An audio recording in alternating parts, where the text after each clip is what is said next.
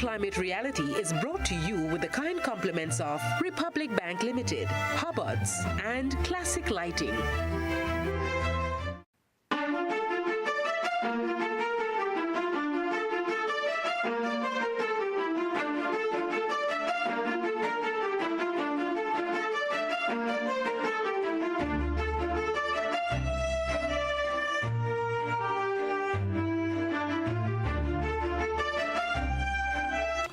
Good evening and welcome to episode 7 of our Climate Reality. I'm your host, Godfrey Augustine. This evening we look at the impacts of climate change on health, a very, very important area. In fact, climate change does have serious impact on health. This evening we have two very special guests with us. We have Dr. Sean Charles. He's our Chief Medical Officer.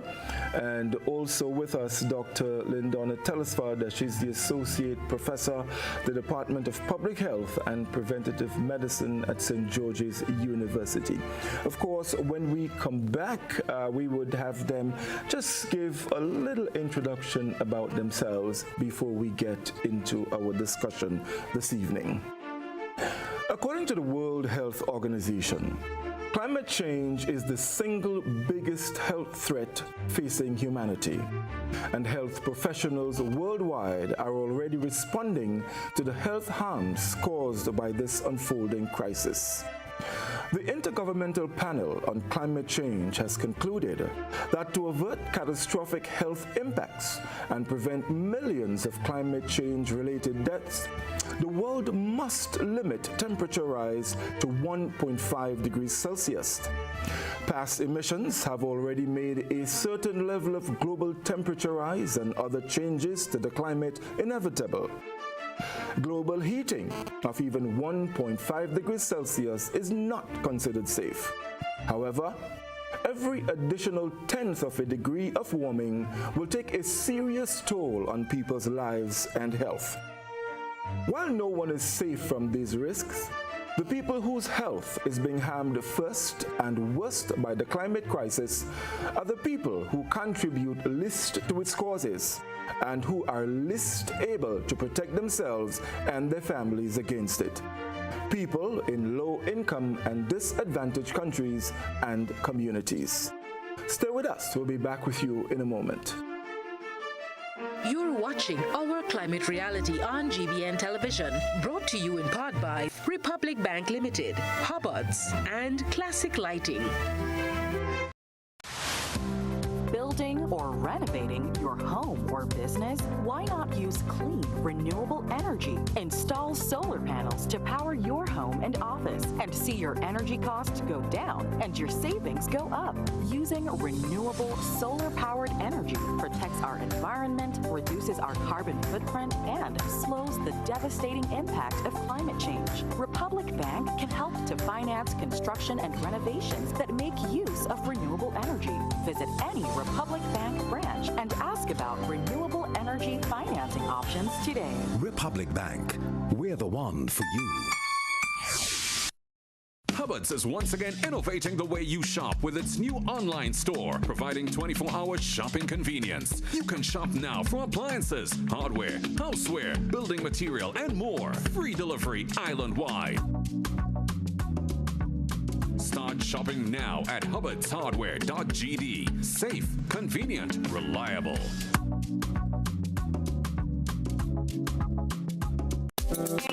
Solar Vision is the champion. We lighten up the whole Caribbean.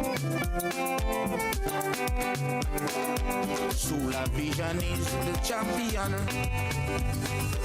We lighten the whole Caribbean. The ultimate solution to get rid of pollution. We going green to be healthy. Going green for security. Going green for prosperity. Going green with Solar Vision. Going green. Available at Grenada Trade Center, Montrouge, St. George. For more information, call 444-5291 or 404-9012.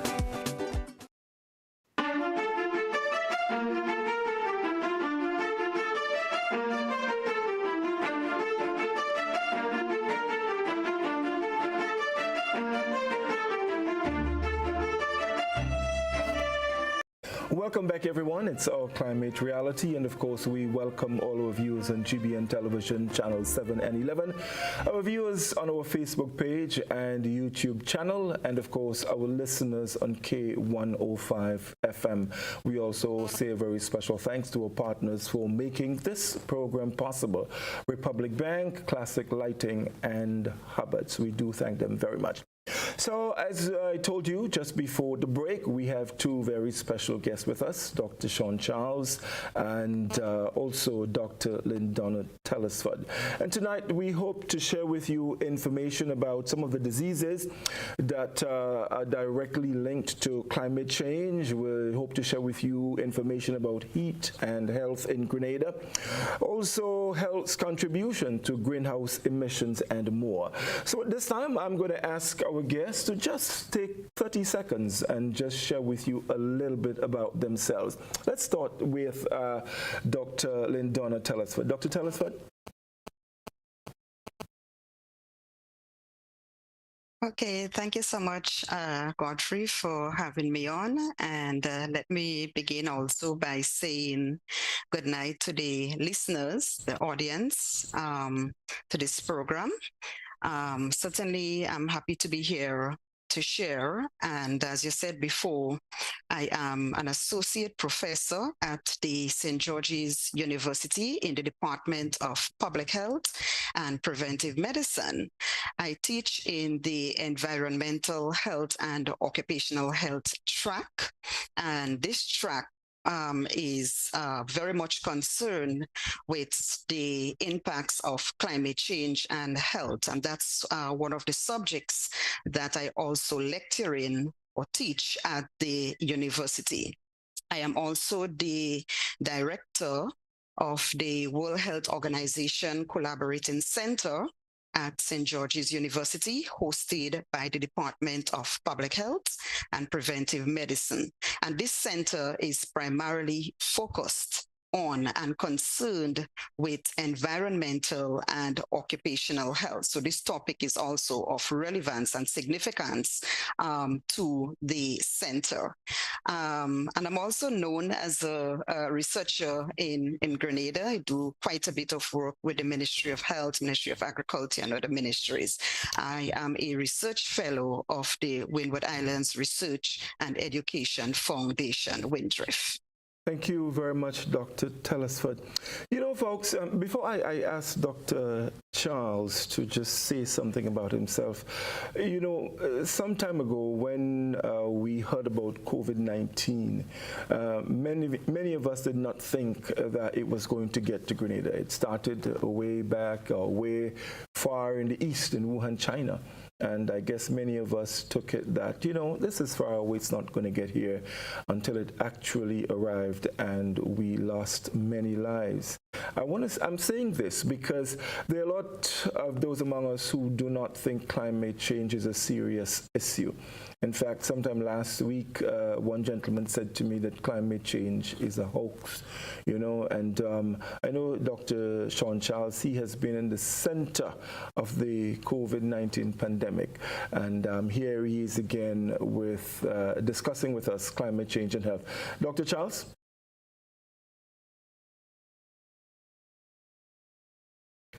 Dr. Charles, I think you're muted. Could you need to unmute your... Oh, yes, sorry. There we go. All right, lovely. Mm-hmm. Good night to, I was saying good night to you. Good night to my fellow panelists, Dr. Telesford, and special good night to the viewing and the listening audience. My name is Sean Charles. I am the acting Chief Medical Officer within the Ministry of Health. And I mean, I'm happy to be here to contribute to this topic. And I like the analogy of COVID because it did seem like something that was very far away. And, you know, if we did not take it seriously, you know, our outcome could have still been much worse. So I think as we are looking down as we are facing yet another health challenge, or should I say, we are staring at a potential cause or accelerant of multiple health challenges in the future. It is important that we pay attention to it. As the Ministry of Health, we will be integrally involved in preparation, in mitigation measures, in dealing with health outcomes. So it is important for us to start addressing it and addressing it early so that we can do what we do, which is, preserve life and preserve health of everyone in the population. Thank you very much, Dr. Charles. And we are going to get now right into our discussion, of course, climate change and the spread of disease and all of that. So I want to go back to Dr. Telesford and start with her. Dr. Telesford, can you tell us how climate change impacts health in general? Okay, so from the previous programs, I think the listeners should by now have a general sense of what we're speaking about when we use the term climate change, or when we refer to climate change. And by virtue of these significant changes in our atmospheric conditions, namely temperature, rainfall, precipitation, etc., we also would have some resulting impacts on life forms, and that includes humans as well. So with our general environment experiencing the differences, so too there is that direct as well as indirect impact on our health and our well-being. So for example, as we have the increase in temperature, as people say, it's warmer now more than ever. People may experience more of, for example, dehydration, heat cramps, heat stroke. These are just some of the common things that people may present at the clinics with, and our health professionals would need to look out for those kind of symptoms or complaints from patients. Those are more direct effects, and we have lots of other direct effects that I'm sure the CMO will highlight. For example, cardiovascular problems, respiratory problems. These are just some of the issues that arise or have been found to be associated with climate change. But we also have the indirect effects. For example, when we have adverse events such as hurricane, flooding, and so, or even when we have high or extreme temperatures, then we experience the social fallout. We experience the psychological fallout. People are, if you will, stressed out because of those events, and that in itself contributes to adverse health outcomes. So there are many problems, health problems associated with climate change. And right here in Grenada, we have done some studies, a limited amount, I dare say, compared to other countries. The international community have done much more research than us, especially countries that are prone to some of these specific events. They have done studies and have found very strong association between health outcomes and those environmental events. So it is important for us to look at what is happening in Grenada. And later on in the program, I will present on some of the findings from research that I did here in Grenada, showing that already we are experiencing excess in mortality, excess in terms of risk of certain outcomes as a consequence of changes in our climatic conditions. Thank you very much, Dr. Telesford. Very well put. And that places us nicely to bring in the CMO. Dr. Charles, let's go into some more details and speak about some of the diseases that are impacted by climate change. All right. So many persons would be surprised to know the extent to which climate change will affect persons throughout the world. And as was mentioned by Dr. Telesford, there are some impacts that are quite obvious, and the heat-related illnesses are usually some of the first that we would want to think about. All right, but as our climate changes, and as it does so adversely, it increases the chances of adverse weather events. And all of these adverse conditions, such as increased storms, more intense storms, more intense periods of precipitation, prolonged periods of drought, all of these are accompanied by patterns of disease. So while the acute impact of some of these events can cause many injuries and deaths, then we have the other issues that are created. The changes in the pattern of rainfall, for example, also affects the breeding of vectors that spread diseases. So where there is too much rainfall leading to floods, you can have the spread of many different types of diseases, different types of foodborne diseases, waterborne diseases, all right? Anything that can be transported, that can be facilitated via this vehicle will be increased. But then again, when you have water insecurity as well, and persons are all encouraged to store water because there's simply isn't sufficient, coming out of the taps, then we have the breeding of vectors close to the home. And then we have the spread of vector-borne diseases, such as dengue fever, which is quite common here. But there are other effects, because as a result of the droughts and the change in pattern of rainfall, it also affects food production. And where food production is affected, then person's nutrition is affected. So then you can have nutritional diseases.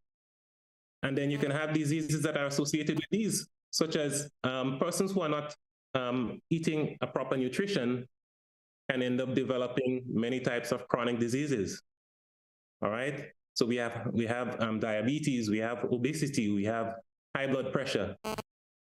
And all of these diseases also have complications that we have to address.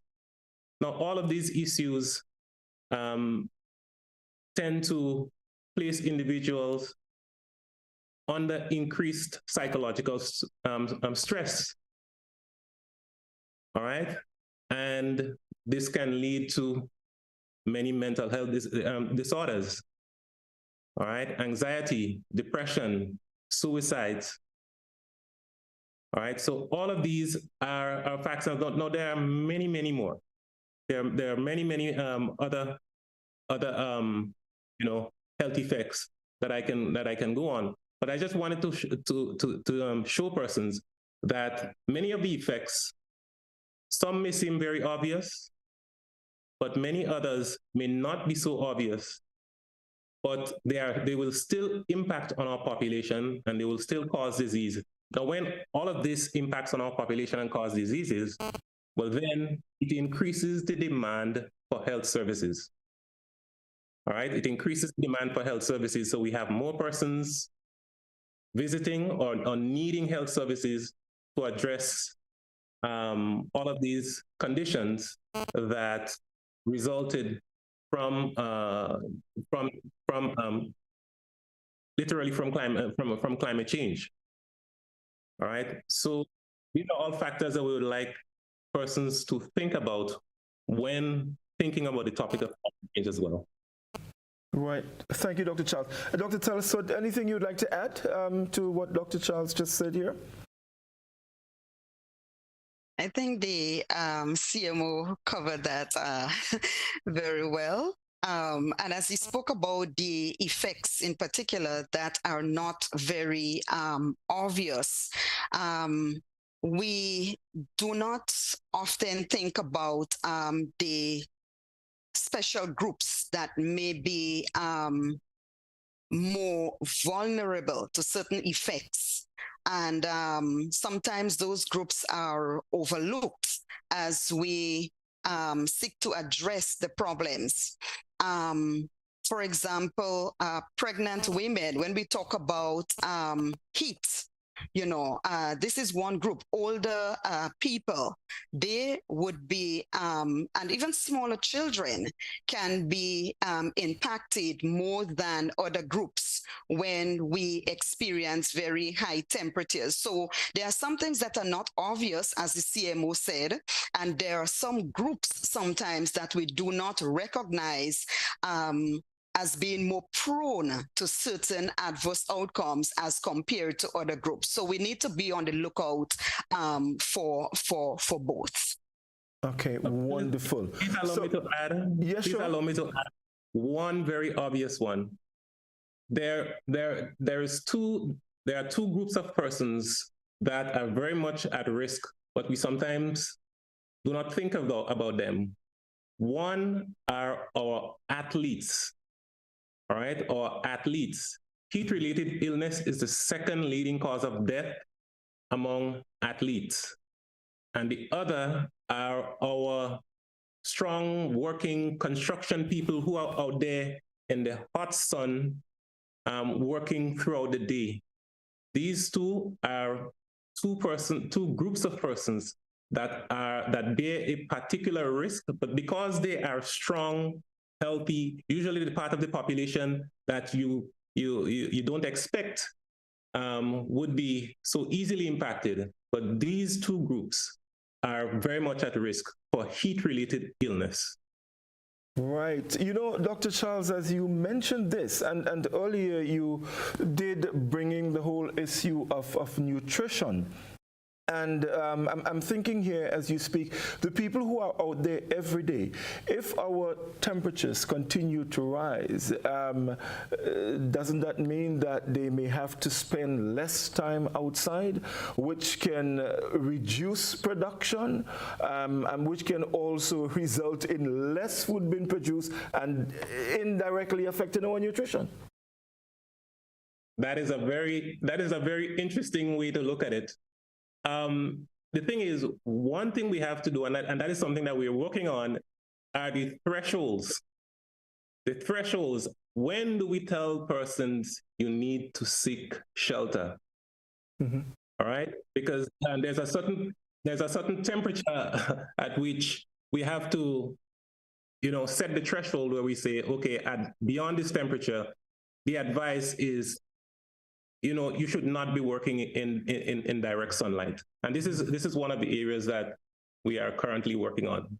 Okay, wonderful. So we take a short break. When we come back, I want to look directly at heat and health and some other areas. Stay with us, folks. We'll be back with you in just a moment.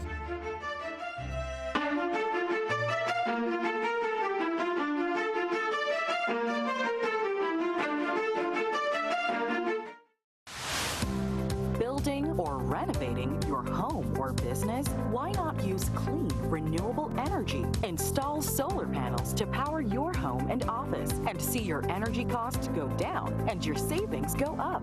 Using renewable solar-powered energy protects our environment, reduces our carbon footprint, and slows the devastating impact of climate change. Republic Bank can help to finance construction and renovations that make use of renewable energy. Visit any Republic Bank branch and ask about renewable energy financing options today. Republic Bank, we're the one for you.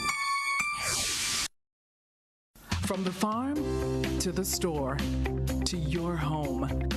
Supporting farmers, catering for your needs. The Food Fair Supermarket provides fresh fruits and vegetables from its 2 convenient locations for over 5 decades.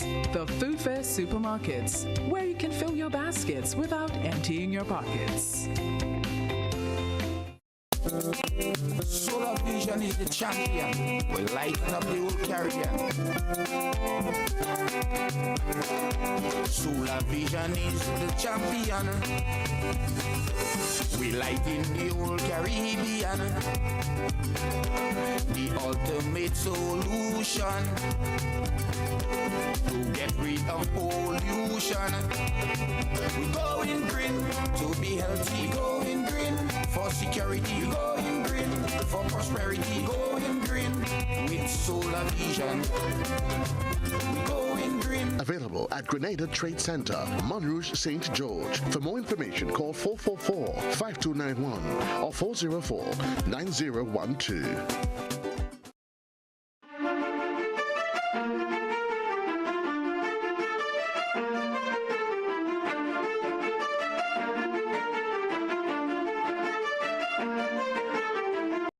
Welcome back, everyone. It's our Climate Reality. Those of you who just joined us, we're happy to have you.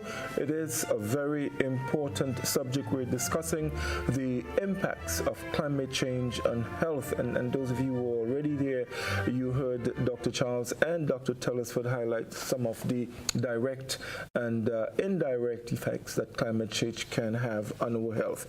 Dr. Telesford, you've done some specific research on heat and health in Grenada.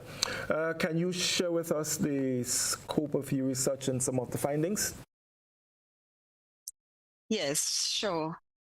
So I'm going to speak about 2 research that I conducted in Grenada. The more recent one was for the development of the Health National Adaptation Plan for the Ministry of Health and by extension, health influencing sectors in Grenada.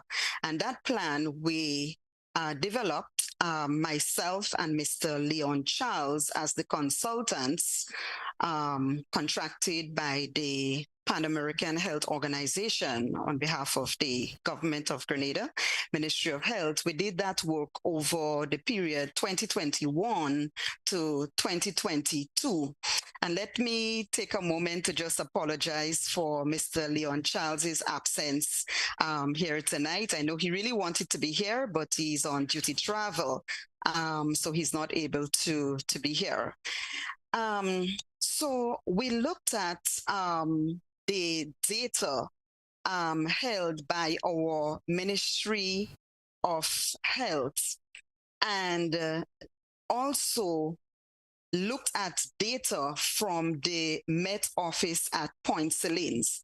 Now, you may hear a lot about the impacts of climate change as we just spoke about it, the health impacts, but it is important for every country to look at the specific impacts on their own population.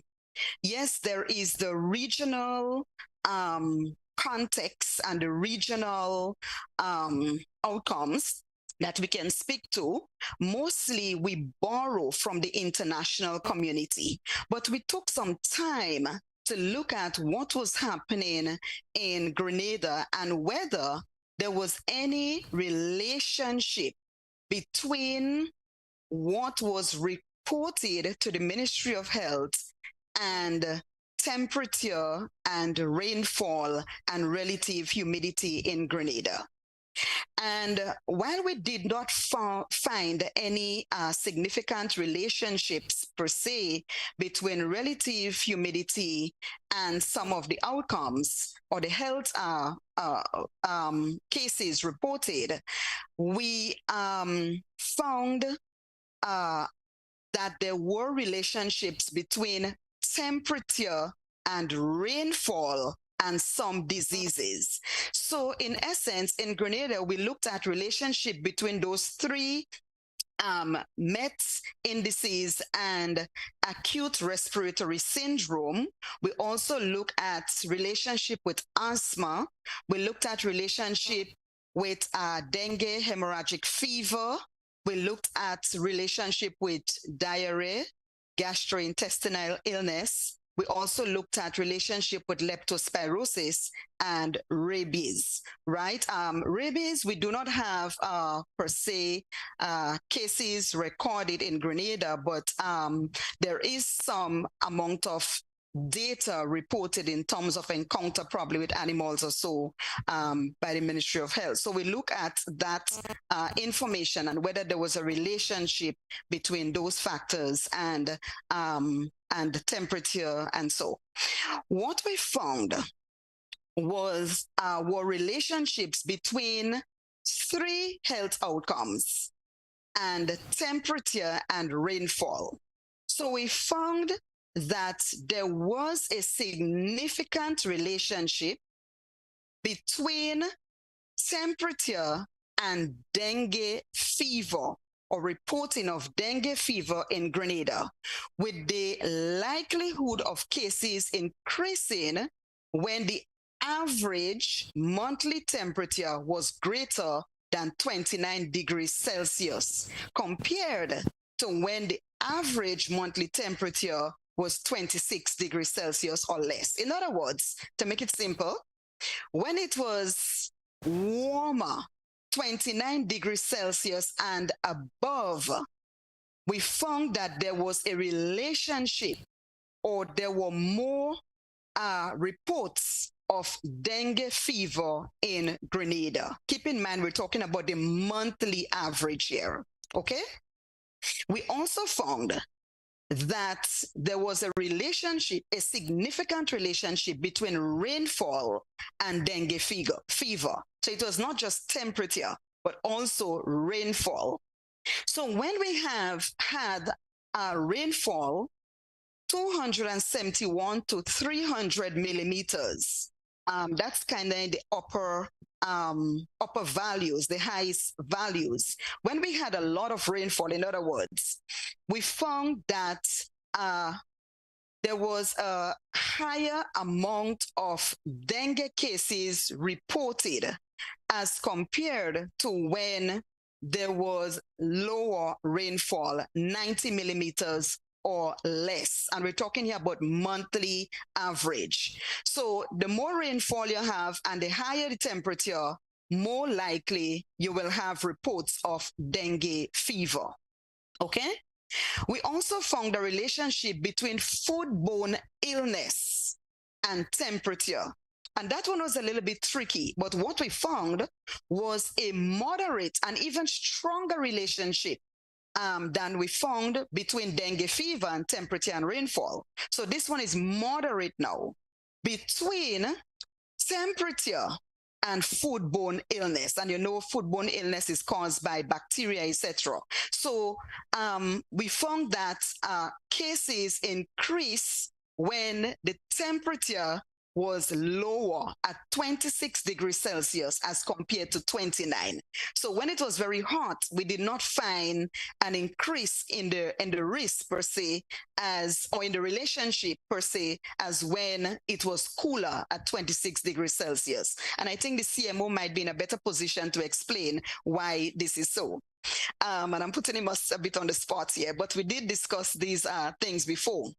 We also found a relationship between rainfall and reporting of influenza cases, with the likelihood of cases increasing when the monthly average rainfall was high, 271 to 300 millimeters compared to when it was lower at around 210 and less millimeters. That's in terms of the monthly average. So it shows that in Grenada already, this is something we can look out for. When the temperature is at a certain value and rainfall is at a certain value, we expect dengue fever, foodborne illness, and influenza from the pattern. Those are likely to, or we are likely to have increased reporting of those. And this is, I'm just saying, based on the pattern that was already established. So this is something that we have to look out for. And this was the first study. Now, although we did not find any significant relationship between meteorological conditions and the other outcomes, it does not mean that we should not be cautious or careful. Okay, as the ministry continues to collect data, it is necessary for us to continue to reassess the condition in Grenada. But for now, those three conditions, we have already found a relationship between our environmental conditions and increased risk or reporting of those illnesses. The second study that I did, and this one was also supported by the Pan American Health Organization. I was the lone consultant. I wanted to just, are you picking me up there? Yeah. Yes. Yeah. Sorry to cut. I just wanted to just, ask a quick question as it relates to the first study, and we made mention of mosquitoes. But it's also believed that, the rate of mosquito development varies with temperature. So with warmer temperatures, they develop very rapidly.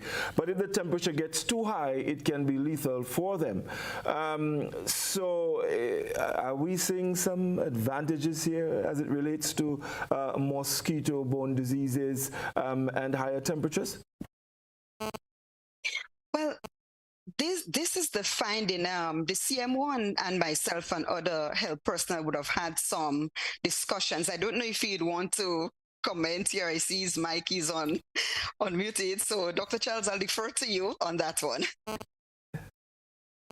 Right. So I would not want to call it an advantage because it may not be something that affects our level of latitude. All right. It may be a factor that may play for countries that are closer to the equator and may experience higher temperatures as opposed to those that are not so far away. Right. So this is my attempt at answering that query as to the inhibition of the multiplication of the mosquito at higher temperatures. So I wouldn't celebrate this early. Because it does need some average. I mean, there must be some average. So Dr. Telesford, let's come back to you on the second study quickly. Okay. So the second study was conducted in 2021. And as I said, I was the sole consultant on that project that was supported by the Pan American Health Organization again. Now, in essence, PAHO, Pan American Health Organization, wanted to look at heat in the Caribbean, and Grenada was used as the pilot for this study. So we wanted to look at heat and the relationship with health outcomes. Now, this was a very intense study, and we used a very a methodology that is very, very complicated, but we were able to derive the result looking at what was done in other countries. And we saw a few countries had attempted to use this very complex analysis, and we did do it and got the results. That study was also supported by the Caribbean Institute for Meteorology and Hydrology, CIMH. We also had the National Oceanic and Atmospheric Administration in Washington. We had a gentleman from this U.S. company. Also, he was part of the my supervisory committee. And we had, of course, our local Met officers as well as the Barbados and Washington PAHO offices supporting this study. So let me begin by showing what we found with regard to temperature values in Grenada over the period 2005 to 2020. So, Mr. Augustine, okay, there we go. So our listeners should be able to not just hear what I'm saying, but those who are viewing can see a chat there. Now, this is 2005 to 2020. So each peak represents a year there. And you would notice after we plotted this data for each day within the year, we notice that there is a gradual upward trajectory. If you look at the data very carefully, you would see that maybe around 2006, 2007, 2008, and maybe just after that, the cluster of values were just above that line, that mean line or that spline that you see there. But later on, as the years progress, you would notice that the cluster is a bit higher above the line, right? So I hope our audience can see that as well. And these are the temperature values recorded by our Met Office right here in Grenada. You're seeing some outliers there in 2020, 2 points, very, very high, right? But more and more you would see the clusters tend to go up further away from that midline. If you look at the bottom of the line also, you would notice that around 2005, 6, 7, 8, the lower temperatures were lower, so to speak. But as we progress, our minimum or lowest temperatures, you would notice, is also rising. So you would see along the bottom line that the data points, the values are closer to the midline as well. And this is something that we have been talking about. We have been saying that temperature is rising. And sometimes we do not, as Dr. Charles said, recognize that it is happening right here in Grenada. We are experiencing this phenomenon right here in Grenada as well. And here we see from our own Met Office, this very slight, but it is there. I just wanted to point that out. Also, we talk about relative humidity, and there is a reason why I also want to point out what we found in terms of the chat. So, okay, there we go. Relative humidity.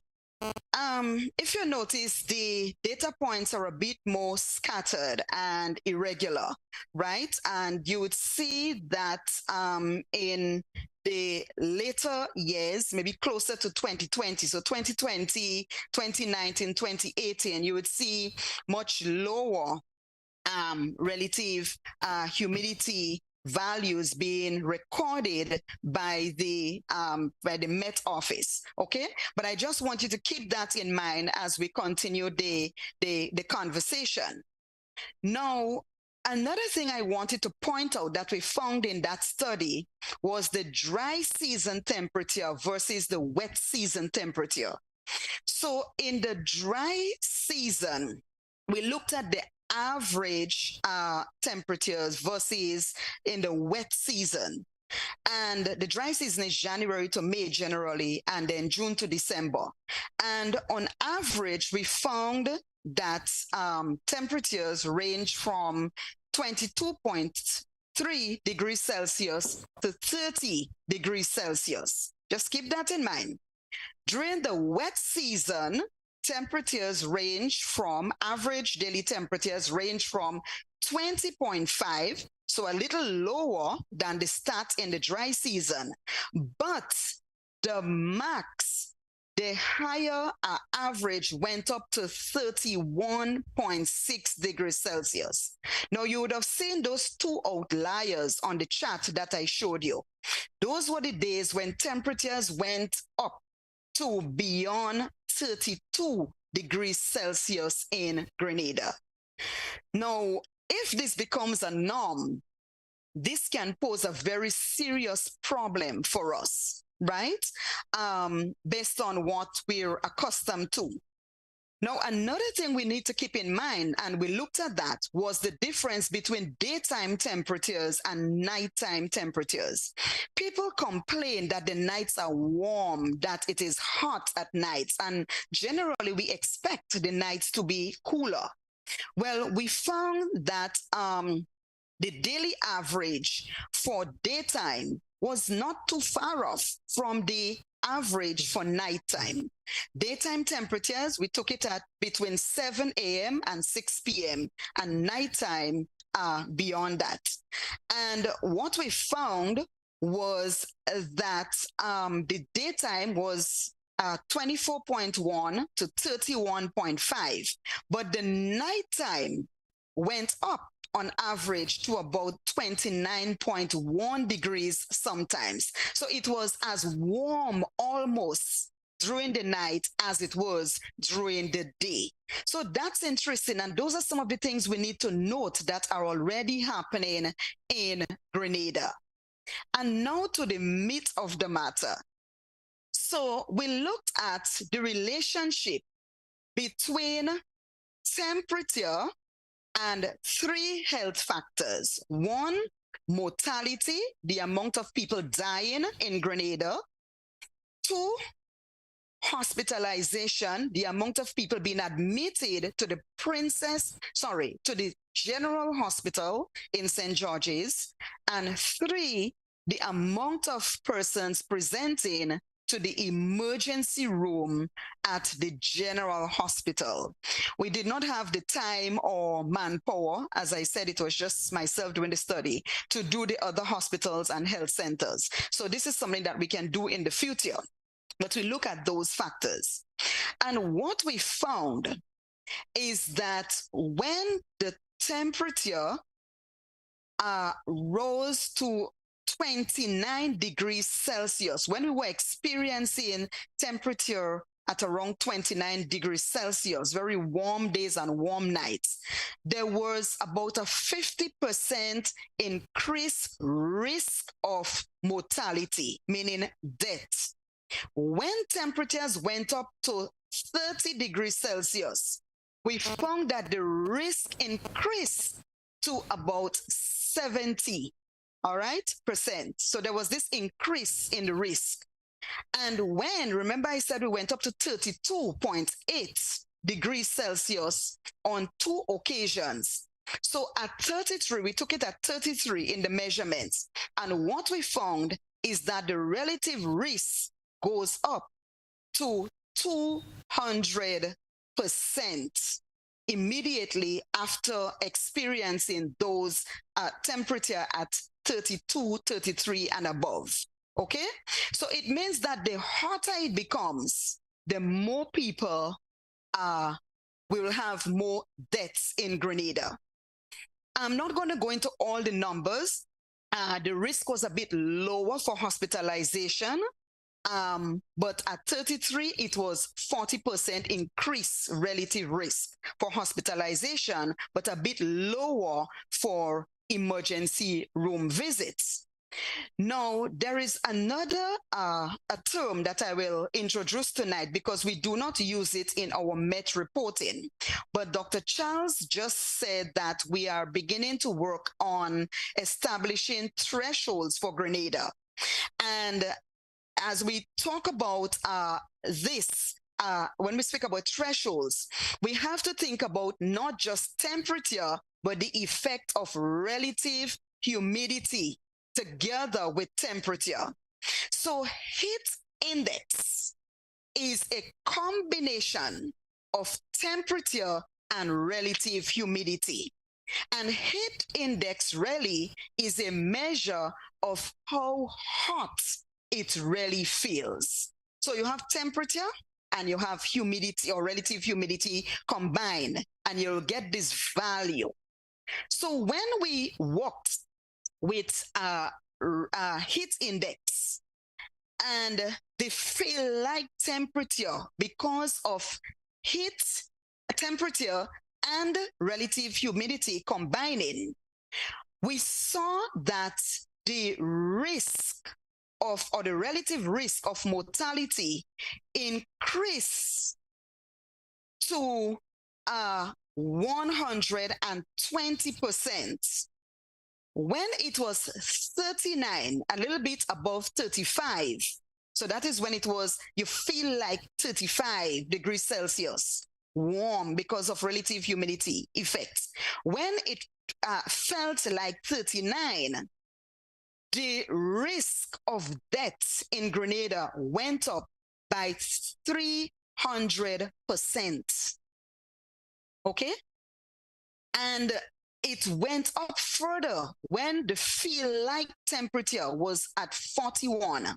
When you felt that's extremely hot now, 400%. So we can work with just the 35, because if we have temperature already at 32 point something, 31, mix now, or considering the mix with relative humidity, very easily the feel like temperature can reach those values. And then we can experience those kind of factors. The hospitalization rate was also increased significantly as well, as much as 100 and more percent, and slightly lower for emergency room visits. So you see here that right in this small island, Grenada, and as I said, this was a pilot study. All right. And this is just one hospital, one country. You can imagine what is happening in other countries that is even closer to the equator, as Dr. Charles was alluding to, where it's hotter, it's warmer, and you have the effect of humidity and temperature. But there you see that the risk of death and the risk of hospitalization increases significantly when temperature and humidity is high. Thank you, Dr. Telesford. And I'm sure, Dr. Charles, you would agree with me that we could just sit here and allow Dr. Telesford to go on with that kind of information. I mean, this is so very, very important. But that being said, we would definitely, Dr. Charles, need some smart hospital projects to deal with these things if we do not put a lid on it. Let's talk about the smart hospitals. We've heard about these projects in Grenada. What can you tell us about these initiatives? Okay, well, bearing in mind that the changes that are, the adverse changes that are occurring in the climate are inevitable. Many of, I mean, the majority of which we have very little control over. The reality is that we must adapt. And our health system also needs to adapt.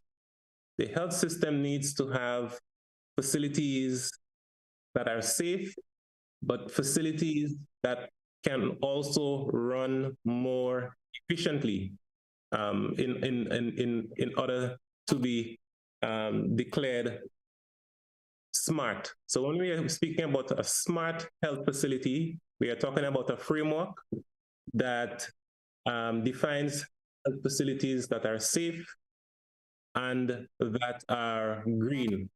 Now, when we say safe, we mean that the health facility must protect the occupants. So in the event of some adverse weather incident, the health facility must protect the occupants, and the health facility must be strong enough to withstand the impact and to allow for health services to continue to be provided to the community.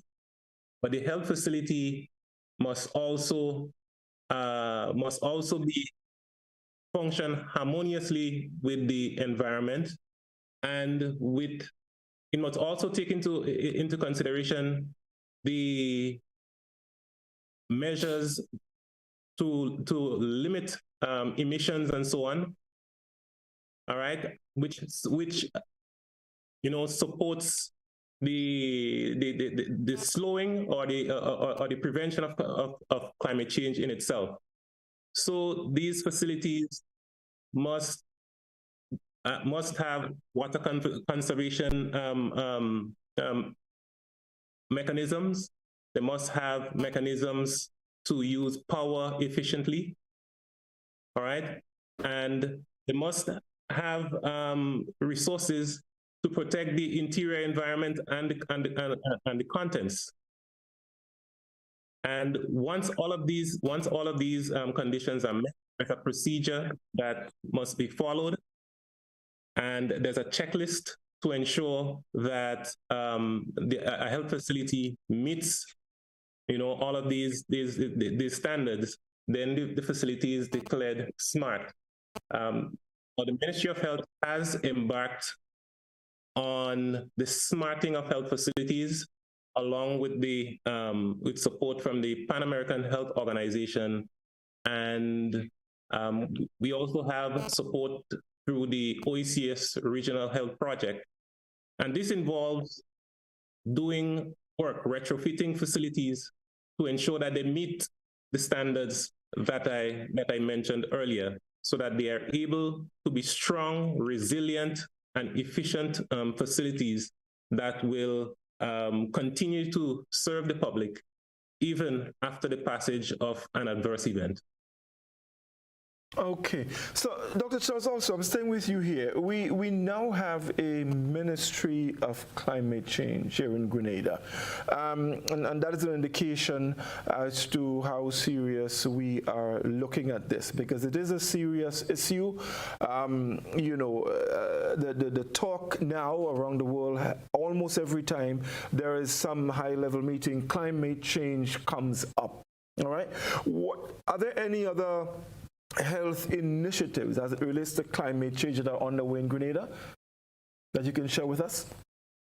Right. So I mentioned both. We have the smart health facilities, and then we have the OECS Regional Health Project. Now, both of these projects basically have very similar objectives.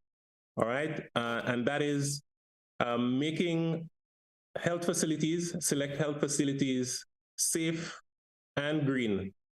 All right, and that is following the Safe Hospitals framework. Now, of course, there are other initiatives happening in different ministries, and all following along the lines of the theme of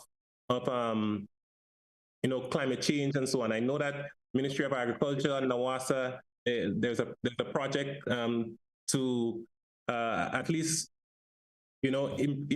improve our water security situations. And I know that there are many other projects under different ministries, but it's all under the same theme, adapting to climate change.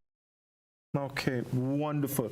Well, Dr. Charles and Dr. Telesford, it's clear, and I hope you would agree with me, that we will definitely need a part 2 of this, because there's some other areas that I would definitely like us to go into, but time is definitely against us. So what are we going to do now? I'll give both yourself and Dr. Charles a minute or two just to make some closing remarks as we wrap for this evening. So Dr. Telesford, we'll start with you. Yes, thank you so much. And, it was a privilege to be on this afternoon and to share this the information with persons in Grenada, and I would say the region, because we have shared the information with them. As we wrap up the program, I just want to encourage everyone to give attention to the information that is being disseminated about climate change and its impacts on health. Climate change is real, and as I presented and showed this evening, right here in Grenada already we are experiencing some adverse health impacts, and it is everyone's business. We need to protect our health, protect the health of our loved ones, and to do so, we definitely need to give heed to the information that is being presented. Thank you very much, Dr. Telesford. Dr. Charles, your closing remarks?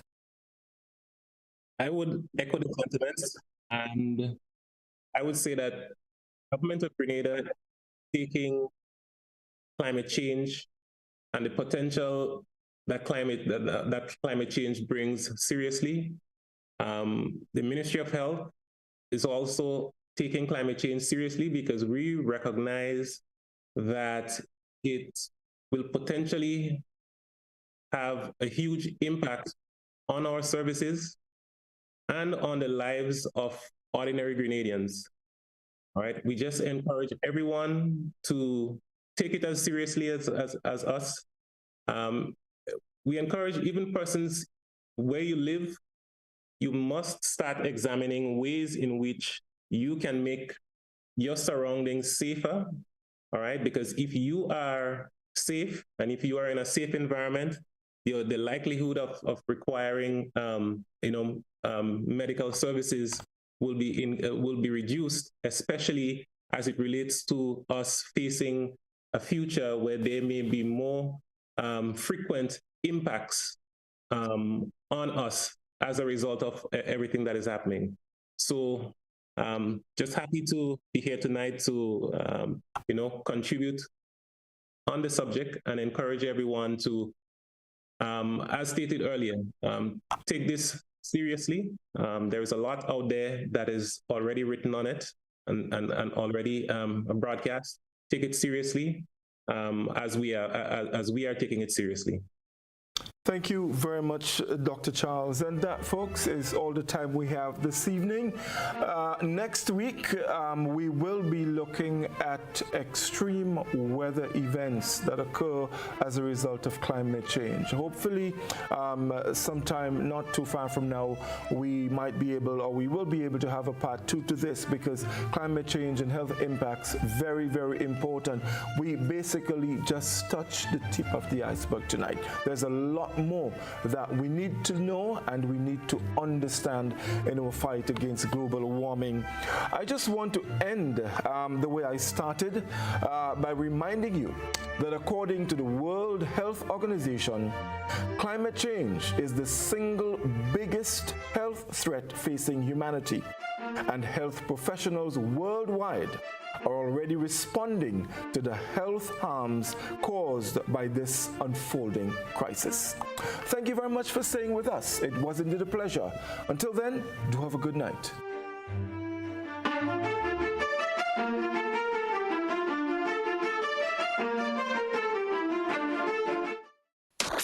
Grenada's premier junior track and field event is here again with a bang. The Republic Bank Inter-Secondary School Championship is back at the Kirani James Athletic Stadium. You cannot afford to miss the intense rivalry amongst all our secondary school athletes in the field and on the track. It's Republic Bank Intercall 2023. The 55th Intercall Championship takes place on March 20.